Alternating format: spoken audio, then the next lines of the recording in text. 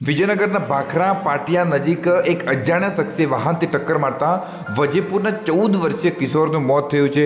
એના પહેલાં 15/10ના રોજ કાલવણ નજીક એક અકસ્માત નડ્યો હતો।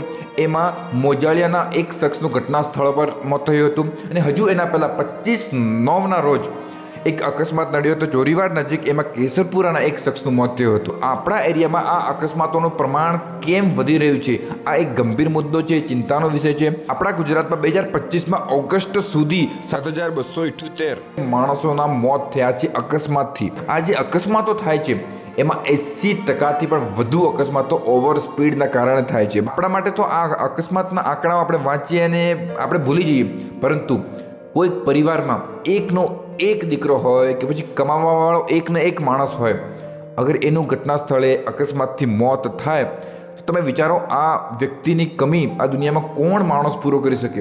આ તો પેઢીઓ સુધી આ અકસ્માતની ખામી, આ અકસ્માતની જે કમી છે એ પરિવારને નડતી હોય છે। સૌથી પહેલી વાત તો ઓવર સ્પીડમાં ગાડી વધુ આપણે ક્યારેય ના ચલાવવી જોઈએ।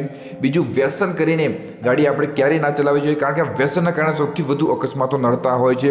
અને બીજું, જ્યારે આપણે ગાડી ચલાવતા હોઈએ છીએ ત્યારે આપણે મોબાઈલનો વધુ પડતો યુઝ ના કરવો જોઈએ। 2 વ્હીલર ચલાવતા હોય તો મેક્સિમમ ટાઈમમાં આપણે હેલ્મેટ પહેરીને ચલાવવી જોઈએ। અને જ્યારે આપણે રોડ ક્રોસ કરતા હોઈએ કે પછી આપણે યુટર્ન લેતા હોઈએ કે એવું કશું કરતા હોઈએ ત્યારે આપણે જે સાઇડ સિગ્નલનો પ્રોપર ઇસ્તેમાલ કરવો જોઈએ। અને જ્યારે આપણે રસ્તા ઉપર ચાલતા હોઈએ છીએ ત્યારે આપણે સાઇડ રોડનો ઇસ્તેમાલ કરવો જોઈએ, મતલબ ફૂટપાથનો ઇસ્તેમાલ જરૂર કરવો જોઈએ। ગાડી પ્રોપર મેન્ટેનન્સ કરાવો, પ્રોપર એનું ચેકઅપ હોય, એના પ્રમાણે ચલાવીએ તો એનો પણ અકસ્માતનો દર કમ થઈ શકે છે। અને આપણા એરિયામાં મેક્સિમમ જગ્યા પર ટ્રાફિક પોલીસ છે જ નથી, એના લીધે આપણે જે ટ્રાફિક રૂલ્સનું જે ફોલો કરવું જોઈએ એ પણ આપણે ફોલો કરતા નથી, પરંતુ એના લીધે કોઈકની જાન જાય તો નુકસાન તો આપણી જ થાય ને ભાઈ।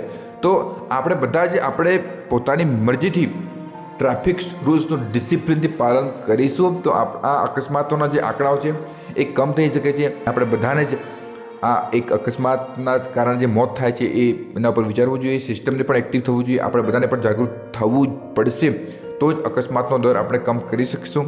નહીં તો એ દિવસ દૂર નથી, આ અકસ્માત આપણા પરિવારનો કોઈકનો ભોગ લેશે ત્યારે આપણે રોવા સિવાય આપણા જોડે કોઈ ઓપ્શન ના હોય।